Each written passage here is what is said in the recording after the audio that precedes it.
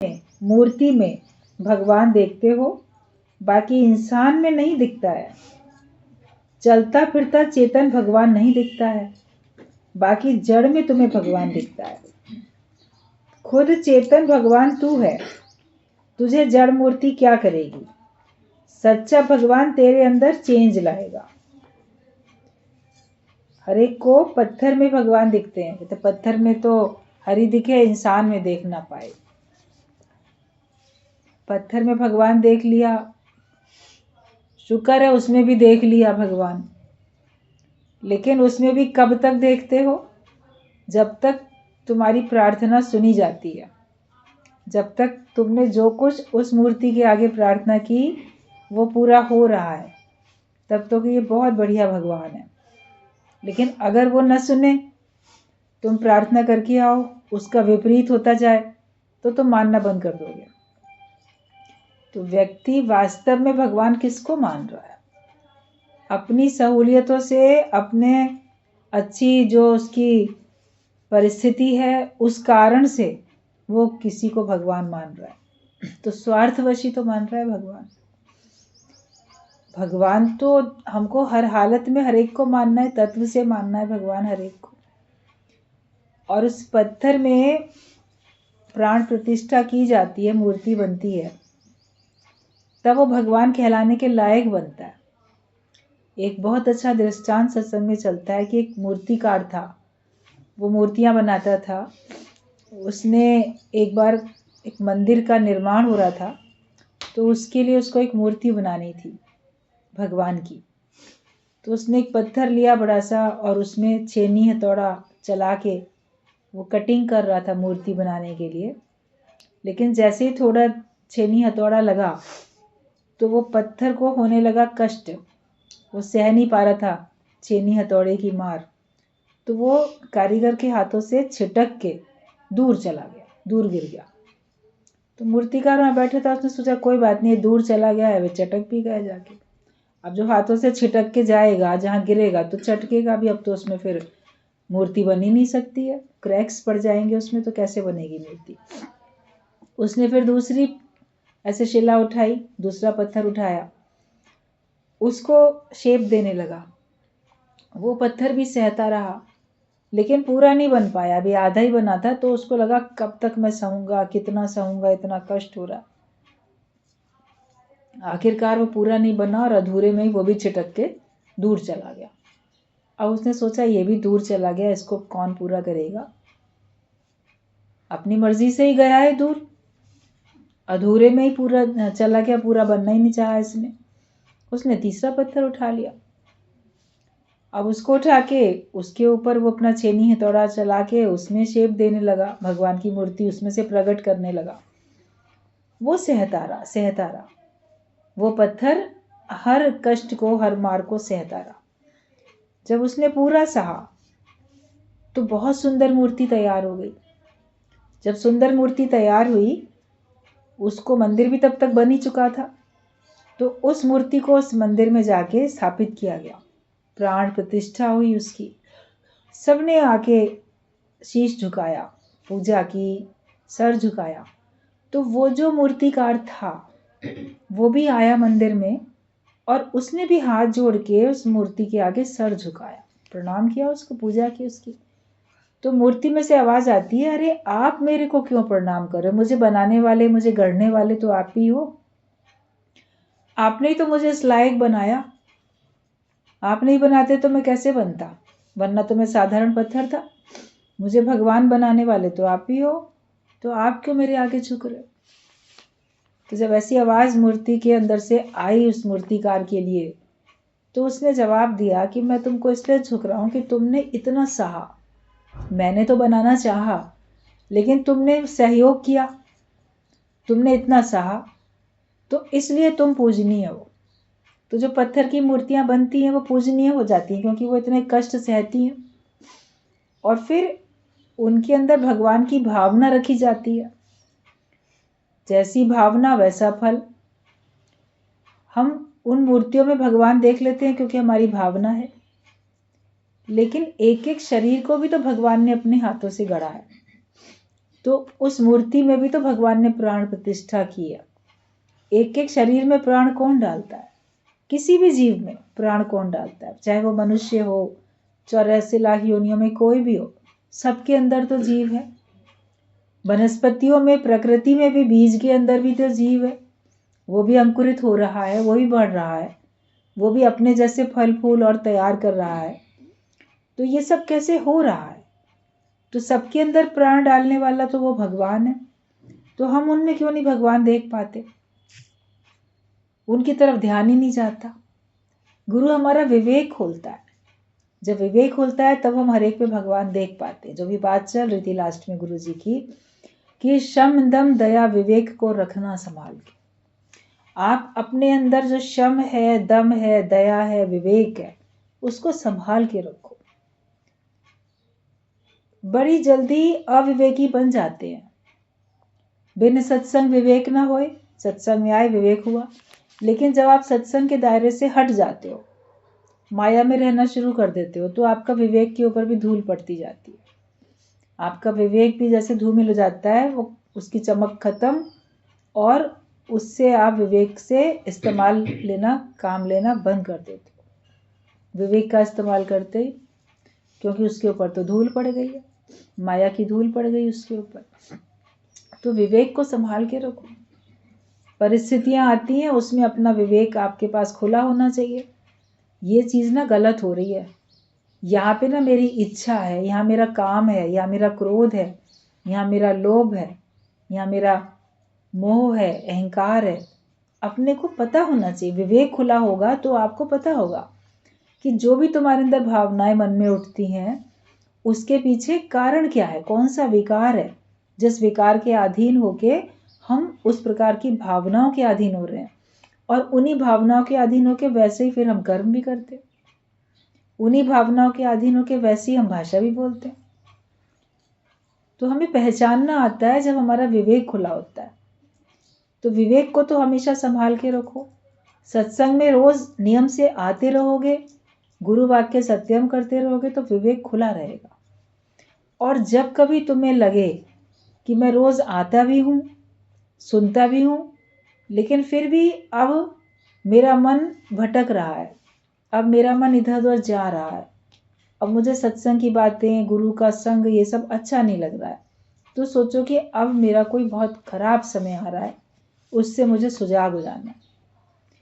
ये किसी प्रकार की माया है, किसी प्रकार का मन है, जीव भाव है, अहंकार है, जो कि मुझे भटका रहा है। उस समय पे और भी ज़्यादा हमें गुरु की आज्ञा माननी है, और भी ज़्यादा हमको गुरु का संग करना है। और मन में अगर ऐसे विचार उठते हैं तो वो भी बताने हैं गुरु को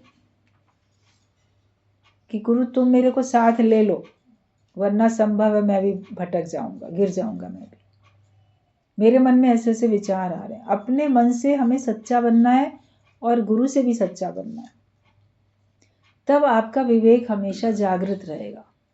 वरना हम आना बंद करते हैं, या आते हैं या सच्चाई से बात नहीं करते, आज्ञा नहीं मानते, उस वक्त ये पक्का कर लो कि मुझे गुरु की आज्ञा में रहना है। आज्ञा मान सदा सुख पाए। जैसे गुरु कहेगा वैसे करेंगे, और सामने खड़ी रहा कि नहीं हमें कोई आज्ञा दो, हमको कोई सेवा दो, ताकि हमारा मन माया से हटे और हमारा मन अपने स्वरूप में टिके। तो विवेक तो हमारा तभी खुला रह सकता है जब हम गुरु आज्ञा में रहेंगे, और हमेशा उन्हीं वचनों के हिसाब से अपना जीवन बनाएंगे और सच्चे बनेंगे। सच्चाई की ही जीत होती है। मन में कोई भी विचार दूसरे उठेंगे, वो आपको बहका देंगे, दोबारा जन्म मरण के चक्कर में आपको ले आएंगे। तो ये सावधानी करनी पड़ती है। तो विवेक तो खुला होना चाहिए, और दया तो अपने ऊपर ही करनी है ना, कि मेरा जन्म बिगड़ जा रहा है, दूसरे के ऊपर दया करते हैं, ये बेचारा बड़ा मुसीबत में है, इसकी मदद कर दो। तो अपने को देखो ना कि मैं तो बहुत मुसीबत में हूँ, मैं अपनी मदद तो कर लूँ। माया के अधीन हुआ चला जा रहा हूँ, मैं अपनी मदद तो करूँ। अपने पे कृपा करो। अपनी कृपा जिस आप करे, सो सेवक गुरु की मत ले। गुरु की आज्ञा में चलोगे, गुरु की बात को मानोगे, लेकिन अपनी कृपा करोगे तब। इस राह में चलने वालों को अपनी ही लगन की ज़रूरत है, अपनी लगन की, अपनी कृपा की ज़रूरत होती है। अगर हम अपने पे अब कृपा नहीं करते हैं तो हमारा फिर बेड़ा गर्क हो जाता है, डूब जाती है नैया हमारी। जो अपने ऊपर ही नहीं कृपा करेगा, अपने पे दया नहीं करेगा, तो उसको कौन बचाएगा? उसको तो कोई बचा ही नहीं सकता। आप सहयोग नहीं करोगे गुरु को, तो गुरु कैसे आपको इस माया के कीचड़ से, दलदल से, इस गड्ढे से कैसे उठाएगा? आप गिरे हो तो आप गुरु को सहयोग तो करो, उसकी बात मानो। तो ये दया अपने ऊपर करो, कृपा अपने ऊपर करो कि मैं जो हूँ ज्ञान के हिसाब से चलूँ, वरना मेरा एक जन्म फिर तैयार हो जाएगा। ऐसा मैं बिल्कुल नहीं चाहता हूँ। और अभी तक की मेहनत की भी बेकार चली जाएगी।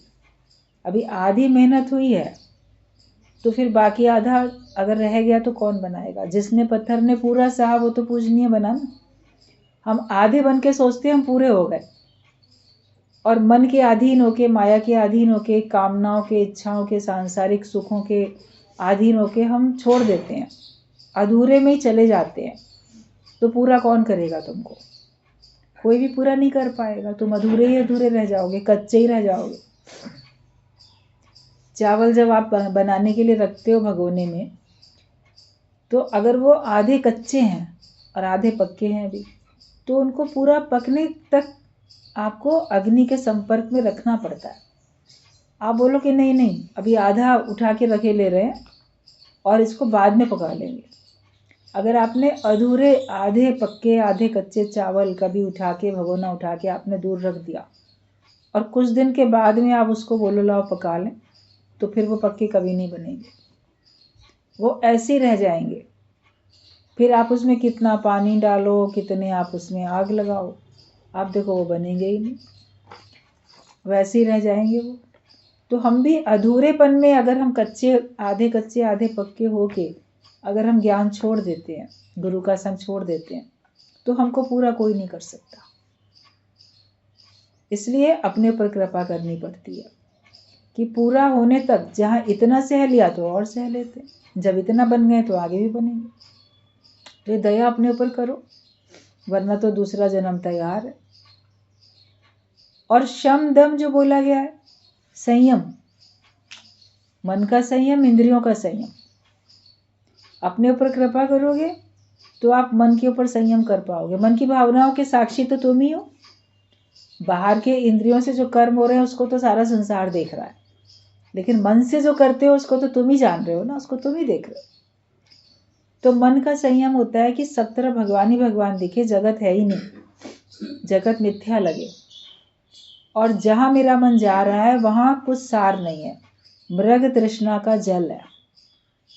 ये बात पक्की करनी पड़ती है। ढूंढता है तू किसका सहारा, तू ही सागर है तू ही किनारा, ढूंढता है तू किसका सहारा। तो मन को संयम में करो। मन ना इसका सहारा ले लें, उसका सहारा ले, काश वो सहारा देता, काश ये सहारा दे देता, मेरा कोई है नहीं, मेरे को सहारा देने वाले नहीं है, कहने के लिए सब इतने हैं, समय पे कोई काम नहीं आता। ये सब बातें मन में आती रहती हैं। तो मन आपका विचलित होता है, दसों दिशाओं में घूमता है। मन को स्थिर करो कि मैं ही सागर हूँ, मैं ही किनारा हूँ, मैं ही भरपूर हूँ, मुझे किसी के सहारे की ज़रूरत ही नहीं है। सहारे की ज़रूरत उसको पड़ती है जिसके अपने पैरों में शक्ति नहीं होती है, वही तो बैसाखियों का सहारा लेता है। उसको सहारे की ज़रूरत पड़ती है, उसके पैर खराब है,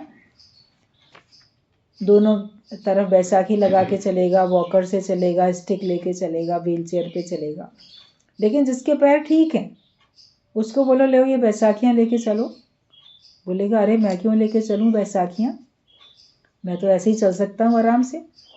कोई बोले नहीं नहीं, चल तो सकते हो लेकिन फिर भी ले लो। अगर किसी के कहने से वो बैसाखियाँ उसने उठा भी ली तो वो बैसाखियों से उसको सुख मिलेगा कि बोझ पड़ेगा? उसको लगेगा व्यर्थ का ये बोझ है, इतनी बड़ी बड़ी दो बैसाखियाँ हाथ में लेके चलनी पड़ रही हैं, जबकि मुझे इनसे काम भी नहीं लेना है। तो बैसाखियाँ उसके लिए बोझ बन जाती हैं, उसकी मदद थोड़ी करती हैं।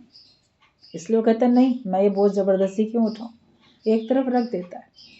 तो हम भी सहारा ढूंढते हैं। अगर तुम ज्ञानवान हो तो तुमको वो सहारे बल्कि बोझ लगेंगे, लगेगा इतने लोगों का सहारा ले, कितने लोगों की जिम्मेदारी ले, सबको भगवान के ऊपर छोड़ो। जितना ज़्यादा मन माया में लगाते हैं, संसार में, संसार वालों में लगाते हैं, उतना ही बोझ पड़ रहा है। ऐसे मैं अकेला अपने आप में बड़ा मस्त हूँ, अपने आप में बड़ा मैं खुश हूँ। जगत को मिथ्या समझना मन का संयम करना होता है ही केवल परमात्मा और कुछ भी नहीं है। बाकी अगर दिखाई भी दे रहा है तो भ्रम है मेरा। रेत है, वहाँ पे पानी नहीं है, मेरी प्यास बुझने वाली है नहीं, तो मन का संयम हो जाता है। दूजा भाव रखते हो तो मन में आपके संयम नहीं रहेगा। अपना आप देखोगे तो संयम है, भगवान देखोगे तो संयम है।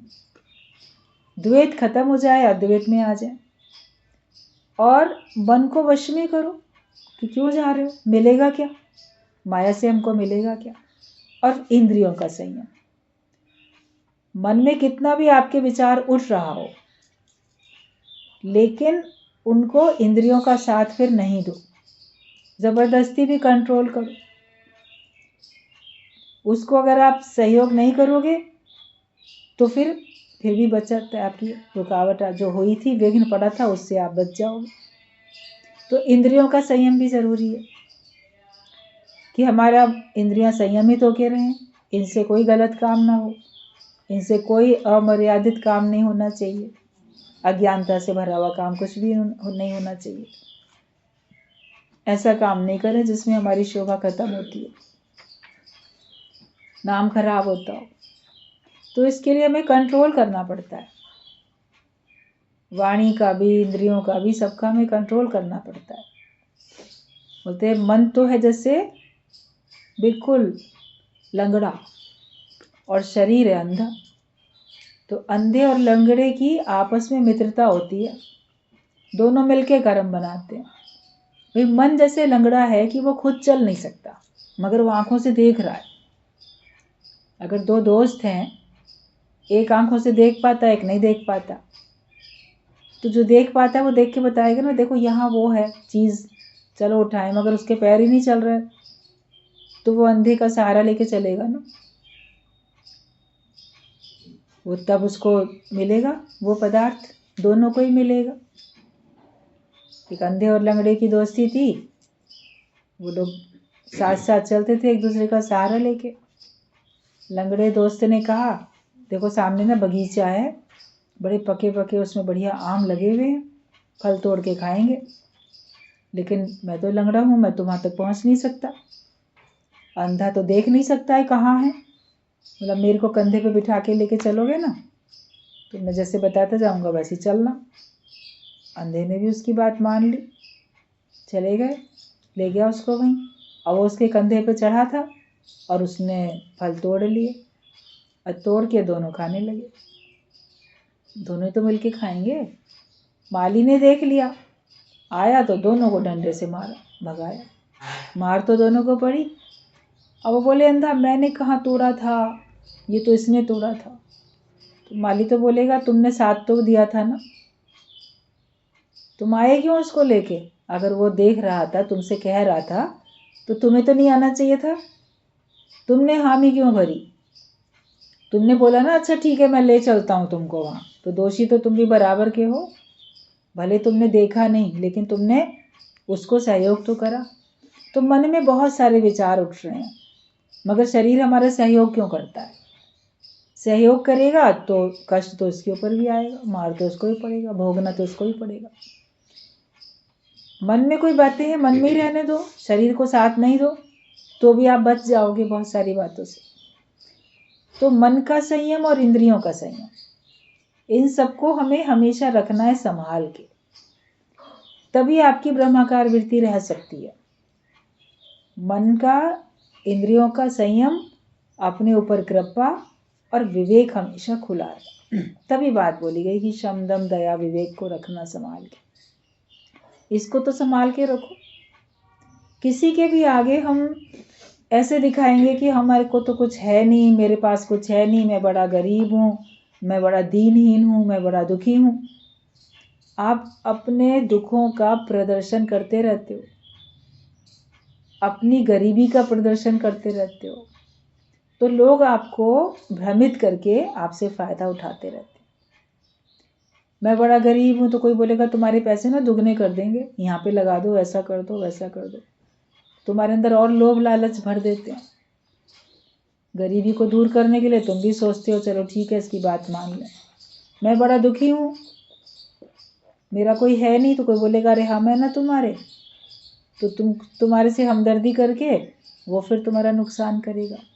संसार में तो ऐसा ही होगा। किसी के भी आगे अपने दुखों का, गरीबी का वर्णन करने की क्या ज़रूरत है। बोलो मैं बहुत तृप्त हूँ, मैं बहुत भरपूर हूँ, भगवान ने मुझे जो दे रखा है बहुत अच्छा दे रखा है। कम से कम सत्संग में आने वाला सत्संगी, ज्ञान सुनने वाला ज्ञानी, वो तो ऐसा नहीं करे ना। आपको कोई बोले तुमको ना परेशानी तो होती होगी अकेले रहने में, या ऐसा सोचने में, या इतने घर में झमेले हैं, कलेश है। कई बार ऐसा होता है। बड़ी उम्र के लोगों के अलग कष्ट हैं, जवानों के अलग कष्ट हैं, बच्चों के अलग कष्ट हैं। एक जवाब दो, हमें कोई दिक्कत नहीं, हमें कोई परेशानी नहीं, क्योंकि गुरु मेरे साथ है, क्योंकि भगवान मेरे साथ है, मेरा ज्ञान मेरे साथ है। मैं जहाँ रहता हूँ अपने ज्ञान के निश्चय में रहता हूँ। हमें कोई परेशानी नहीं है, हम बड़े तृप्त हैं, बड़े खुश हैं। जितना है उतने में हम खुश हैं।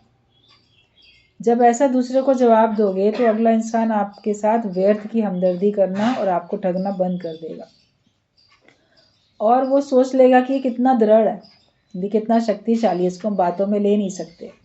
वरना इन्हीं बातों का जगत वाले फ़ायदा उठाते हैं, आपको ठगते हैं। किसी की बातों में नहीं आओ, किसी की ठगे में नहीं आओ। ना वो मरे न ठागे जाए, जिसके नाम बसे मन माए। जिसके मन में भगवान का नाम बस जाता है, ना वो मरता है ना ठगे में आता है। माया महा ठगनी हम जाने। माया तो बहुत ठगनी है, वो हर एक को ठगती रहती है। तो हम क्यों माया के अधीन होए? माया तो बहुत ठगनी है, मन को तुमको भ्रमित करती है। बोलो मैं बहुत तृप्त हूँ, मैं भरपूर हूँ, मुझे कुछ नहीं चाहिए। एक तू जो मिला सारी दुनिया मिली। भगवान एक तुम मिल गए, मुझे सारी दुनिया मिल गई। ज्ञान मिला, मुझे सब कुछ मिल गया। अंदर से आपको लग भी रहा हो कि सब कुछ नहीं मिला है, तो भी जबरदस्ती बोलो मुझे सब मिल गया है। फिर आप देखोगे आपको एक दिन वास्तव महसूस होगा कि अपने को आत्मा जानने से मैं कितना भरपूर हूँ। देह में सब विकार होते हैं और गुरु हमको देह से ही मुक्त करते हैं। तो अपने को हमेशा ब्रह्माकार वृत्ति में ही रखो। सब चलते फिरते जो भी चेतन प्राणी हैं, सब में तुम भगवान ही देखो, तो अपने में भी देखो। तुम्हारे अंदर कौन है? तुम्हारे अंदर भी तो वही शक्ति है। तुम अपने को मिटाओ तो भगवान प्रकट हो जाए। जीव मिटेगा तो ब्रह्म प्रकट होएगा, और मिटना ही मंजिल है। जीव भाव को मिटाना ही हमारी मंजिल है। इसीलिए हम सत्संग में आके बैठे हैं, इसीलिए हम ज्ञान सुन भी रहे हैं। सच्चा भगवान तेरे अंदर चेंज लाएगा। जो भी सच्चा भगवान है वो तुम्हारे अंदर भी चेंज ले आएगा। ज्ञान ही तो भगवान है, वही तो तुम्हारे अंदर में परिवर्तन लाता है। सत्संग ही भगवान है, वो तुम्हारे अंदर परिवर्तन लाता है। और सत्संग देने वाला, सत्संग का आयोजन करने वाला, ज्ञान सच्चा बताने वाला, वो आपकी मदद करता है गुरु। लेकिन जो तुम्हारा निश्चय है अंदर का, वो तुम्हारे अंदर परिवर्तन लाता है। तो जहाँ जहाँ भी होगा तेरा निश्चय साथ होगा। आत्मा का निश्चय अपने साथ रखो।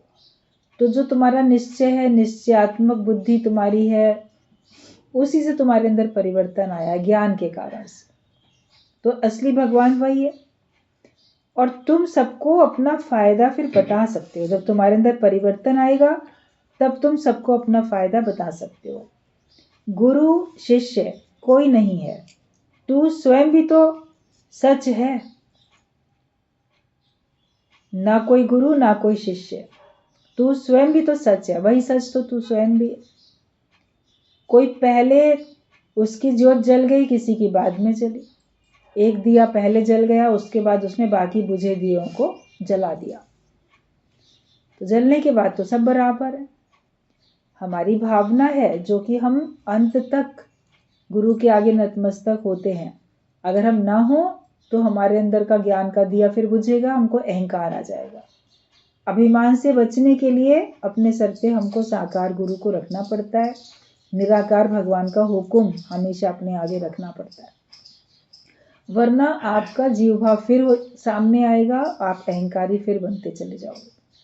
लेकिन तत्व से भी तो पता हो कि तू और मैं सब एक हैं, उसको देखो कि सब एक ही हैं।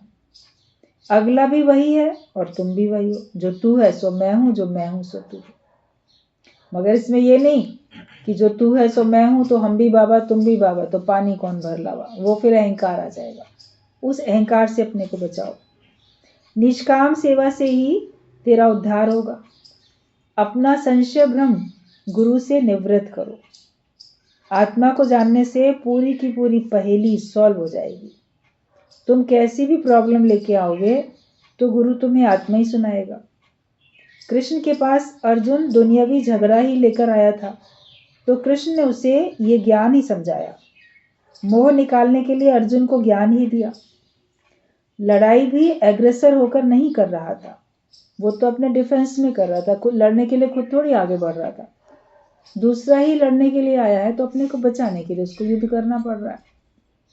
एक होता है कि हम अपने लोभ लालच के कारण हम खुद जाते हैं किसी से झगड़ा करने के लिए। एक है कोई हमसे झगड़ा करने आया तो अपने बचाव में हम उससे मुकाबला करते हैं, दोनों में अंतर हो जाता है। तो ज्ञानी अपने बचाव में भले कोई कार्य करता है, वो अपनी ओर से उसको कुछ चाहिए ही नहीं तो झगड़ा करने के लिए जाएगा। वो तो एग्रेसर बनता ही नहीं है, किसी काम की शुरुआत नहीं करता। ज्ञानी आरंभ का त्यागी होता है, किसी भी कर्म के आरंभ का त्यागी, शुरुआत खुद नहीं करता। वो एकदम शांत रहता है। हम प्रेम नगर में रहते हैं, जो बन आए सो सहते हैं। जो सामने बात बन गई उसको सह लेते हैं या उसको सामना कर लेते हैं।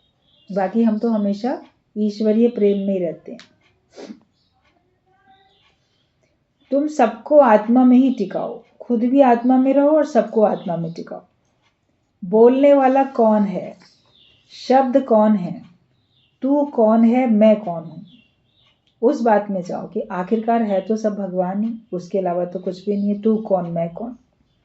देहाध्यासी आत्म साक्षात्कार नहीं कर सकता। जो भी अपने को देह मानेगा तो कैसे आत्म साक्षात्कार करेगा। जब देह मानना बंद करोगे तब तो आत्म साक्षात्कार होगा। आप देह बन के सोचो मैं आत्म साक्षात करूं तो नहीं होगा। देह भाव मिटेगा तो होगा। बीज के अंदर सब है, पूरा वृक्ष समाया हुआ है। बीज बोले मैं अंदर के अपने वृक्ष के दर्शन करना चाहता हूं, तो क्या वो बीज कर सकता है दर्शन? उसको अपने अंदर के वृक्ष को प्रकट करने के लिए खुद मिटना पड़ेगा। और लोग देख पाएंगे, वो नहीं देख पाएगा। वो तो मिट गया ना, तब उसके अंदर से पेड़ प्रकट हो गया। तो हम जीव होके बोले हम अपने अंदर के आत्म साक्षात्कार को कर रहे हैं तो नहीं हो पाएगा। आपको जीव अपना मिटाना पड़ेगा। मैं जीव हूं और मैं ब्रह्म भी हूं, तो दोनों बातें कैसी होंगी? तुम बीज भी हो और तुम पेड़ भी हो, तो दोनों बात नहीं हो सकती। तो इसलिए ब्रह्माकार वृत्ति में ही रहो हमेशा। ये जो जीव भाव है, ये जो देह है, ये मेरे से अलग है, मैं इसका साक्षी दृष्टा हूं। जैसे मेरे से कोई और है, दूसरा है, और मैं इससे अलग हूं। अपना अंदर का वास्ता इसके साथ खत्म करो। जो भी पार्टनरशिप है वो इसके साथ जो है उसको हमें खत्म करना है। साकार भक्ति तो सरल है, पर निराकार में ही परिश्रम है। जब गुरु कहता है तत्वमसि, तो देह अध्यासी डर जाता है कि कहीं हम गुरु से जुदा तो नहीं हो जाएंगे। पर सगुण शरीर तो माया में है। जो साकार देह जब अंतर्ध्यान होगा तो फिर भक्त को दुख होगा। गुरु बोलता है तत्व से जानो, जो मैं हूं सो तू है। उसको हम पक्का नहीं करते, डरते हैं कि अगर हम ऐसा ज्ञान पक्का कर लेंगे तो शायद हमारा ना गुरु के साथ प्रेम कम हो जाएगा, उठना बैठना कम हो जाएगा, या संग फिर हमारा नहीं रहेगा, या शरीर कहीं गुरु हमसे अलग तो नहीं हो जाएगा। लेकिन वो अलग कहाँ होता है, वो तो ज्ञान के रूप में सदा तुम्हारे साथ रहता है। जब तक शरीर है तब तक साथ में रहता ही रहता है। बाकी तो शरीर सबके माया में वाले। साकार देह को अगर आप पकड़ के बैठोगे तो साकार देह तो कभी भी छूटेगी, किसी की भी, गुरु की भी छूटेगी। तो जब वो अंतर्ध्यान हो जाएगा, साकार देह जब अंतर्ध्यान होगा तो फिर भक्त को दुख होगा, फिर तुम रोगे, दुखी होगा, अरे मेरा तो गुरु चला गया। लेकिन उसने जो ज्ञान दिया तुमको, वो ज्ञान थोड़ी कहीं चला गया। शरीर तो तुम्हारे भी जाएंगे, उसके भी गए, किसी का पहले गया, किसी का बाद में गया। आने जाने की बाजार में सब बैठे हैं। इसलिए हर एक को अपनी मशाल जला लेनी चाहिए, हर एक को अपना ज्ञान का निश्चय पक्का कर लेना चाहिए। बाकी जितने दिन जो हमारे सामने कोई है, चाहे गुरु, चाहे शिष्य, चाहे संबंधी, कोई भी है, हर एक के साथ प्यार तो रखें, हर एक के साथ अच्छा व्यवहार तो रखें। पता नहीं कब बीच में से कौन चला जाए। फिर जब कोई चला जाएगा देह छोड़ के, तो उसके बाद हमको अपने कर्म याद आएंगे, फिर हम उस पर पछताएंगे। मुझे क्या पता था ये इतनी जल्दी चला जाएगा, मैं इसके साथ ऐसा व्यवहार ना करता, मैंने दुर्व्यवहार किया। अचानक अचानक किसी का हार्ट फेल हो जाता है, कभी एक्सीडेंट होता है, कभी कुछ होता है। कोई आपसे एक बार मिला, पता नहीं दोबारा मिल पाता है कि नहीं मिल पाता। तो हर एक के साथ ज्ञानी तो अच्छा ही व्यवहार करता है, सबको प्यार से देखता है, सबके संग प्रेम रखता है। उसको अपने कर्मों के प्रति सुजागी है, वो अपने कर्म हमेशा अच्छे रखता है। इसके बाद उसको फिर पछताना नहीं पड़ता। हमने सबसे, गुरु से भी पूरी अमानत ले ली, और जो मेरे सामने आए उनको भी पूरी अमानत दे दी। जो भी मेरे सामने था उसको मैंने ज्ञान सही सही बता दिया, कुछ छुपा के नहीं रखा कि अरे ये मेरे बराबर आप समान बन गए तो शायद मेरी रिस्पेक्ट करना ना बंद कर दें। इनको पूरा ना सुनाओ, इनको अधूरा बताओ, ताकि मेरे गुलाम बने रहे। अगर ये सोचोगे तो तुम जीव भाव में तो हो, तुम भी तो मुक्त नहीं हो, फिर तुम्हारा भी ज्ञान अधूरा ही है। फिर तो ये भय भी क्यों कि पूरा जानने के बाद ये मेरे को छोड़ के चले जाएंगे मेरे शिष्य। वैसे भी तो देह किसी की अमर नहीं है, छोड़ के ही जाएगी ना। कोई जीते जी तुमको छोड़ गया या मृत्यु के बाद छोड़ गया, जाने दो। कम से कम तुम तो अपने कर्मों के प्रति सही हो कि हमने अपने मन वचन कर्म से हमने कोई लापरवाही नहीं की, हमने कोई ठगी बेईमानी नहीं की। ज्ञान भी पूरा पूरा सच्चाई से लिया, और ज्ञान भी पूरा पूरा सबको सच्चाई से बताया। बाकी हर एक की अपनी अपनी जितना परिश्रम है और जितनी उसकी प्रारब्ध है वही होगा। तो ज्ञानी कभी भी किसी बात में ऐसे किसी को अधूरा भी नहीं रखता और खुद भी अधूरा नहीं रहता है, इससे वो दुखी भी नहीं होता है। निराकार का भक्त तो गुरु रूप हो जाता है। मैं भक्त तू भगवान, ये द्वैत की भक्ति तो सब करते हैं। भक्त में वियोग संयोग दुख सुख और विकार रहेंगे, राग द्वेष भी होगा। भक्त व भगवान मिलके एक हो जाए, भक्त और भगवान मिलके एक हो जाने चाहिए। द्वैत नहीं पर अद्वैत भक्ति हो जाए, सर्व के भले के लिए रहेगा तो ये अति उत्तम भक्ति है। अगर आप सबके भले की सोचते हो और सबके भले का कार्य करते हो तो यही सबसे उत्तम भक्ति है। मंदिर में जाके हाथ जोड़ के पूजा करनी, दिया जलाना, फूल मालाएं चढ़ानी, प्रसाद का भोग लगाना, श्रृंगार करना, यही सब भक्ति नहीं है। लेकिन हर एक के भले के लिए अगर आप कार्य करते हो तो ये सबसे उत्तम भक्ति है, क्योंकि हर एक के अंदर तो भगवान बस रहे हैं। आपने हर एक को प्रसन्न किया, मतलब आपने भगवान को प्रसन्न कर लिया। तो उत्तम भक्ति गुरु हमको सिखाता है, किसी का दिल ना दुखाओ, किसी को कष्ट ना पहुंचाओ, किसी को ठगो नहीं, किसी का नुकसान नहीं करो, ना अपना नुकसान करो ना किसी और का नुकसान करो। तो भक्त और भगवान मिलके एक हो जाए, वरना द्वैत है तो राग द्वेष भी रहेगा।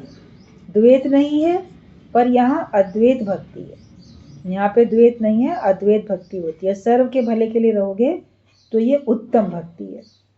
अनन्य भक्त मेरे में सबको अर्पण करता है, उसका संसार सागर से उद्धार करने वाला मैं हूँ। जो भगवान का अनन्य भक्त बनता है, मतलब भगवान केवल मैं तुम्हारा भक्त हूँ, मैं किसी और का भक्त नहीं, मतलब मैं सिर्फ भगवान के आगे नतमस्तक होता हूँ, माया के आगे नहीं होता। और माया में सारा संसार आया, हम केवल भगवान को मानते हैं, हम उसी को जानते हैं। हम माया का पता हम क्या जाने।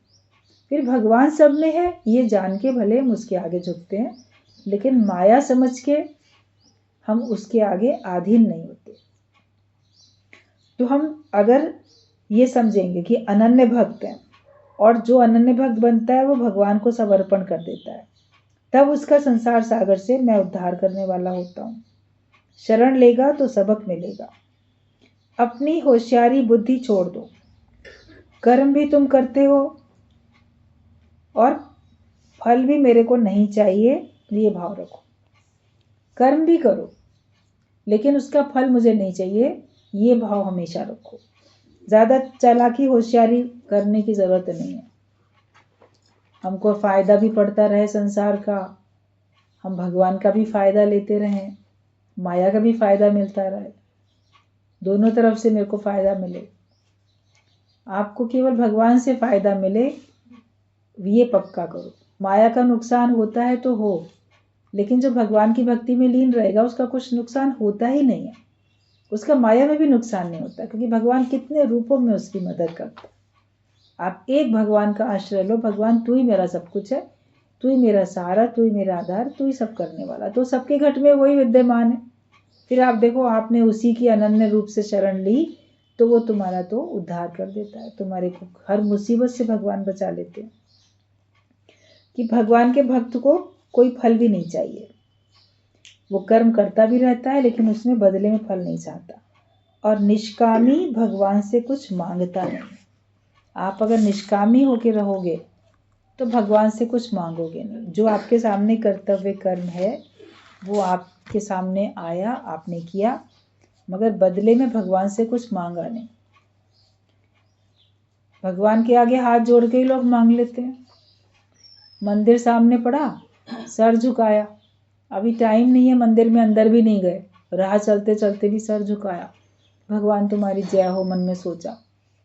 उसके साथ एक सेंटेंस और सोचते, भगवान सब ठीक रखना, भगवान सुख शांति बनाए रखना, मैंने तुम्हारे मंदिर के आगे सर झुका लिया।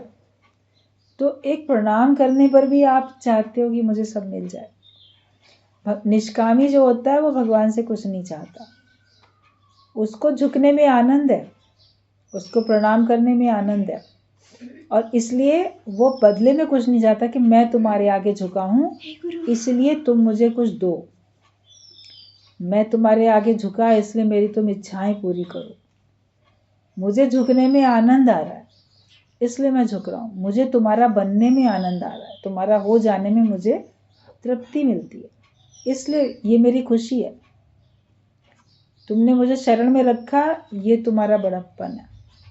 जो ये भाव रखेगा तो फिर आप देखो उसका कभी कुछ बिगड़ेगा नहीं, कुछ ना बिगड़ेगा तेरा सतगुरु शरण आने के बाद, और हर खुशी मिल जाएगी कदमों में झुक जाने के बाद। हम भगवान के आगे नतमस्तक हों, झुके, फिर ये पक्का विश्वास रखो कि हमको हर प्रकार की खुशी भगवान देने के लिए तत्पर बैठे हैं। जब भगवान देखते हैं कि ये अनन्य भक्त है, किसी अन्य का भक्त नहीं बनता, ये अनन्य भक्ति भाव से केवल एक मेरी शरण में है, जो टोटल भगवान का बनेगा तो भगवान टोटली उसका भार फिर उठाते हैं।